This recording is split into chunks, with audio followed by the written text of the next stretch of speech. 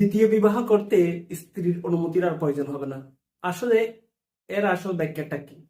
যেভাবে সামাজিক যোগাযোগ মাধ্যম, গণমাধ্যমে যেভাবে ভাইরাল হচ্ছে, মহামান্য হাইকোর্ট তার রায়ে কি বলেছেন, এর আসল ব্যাখ্যাটা কি?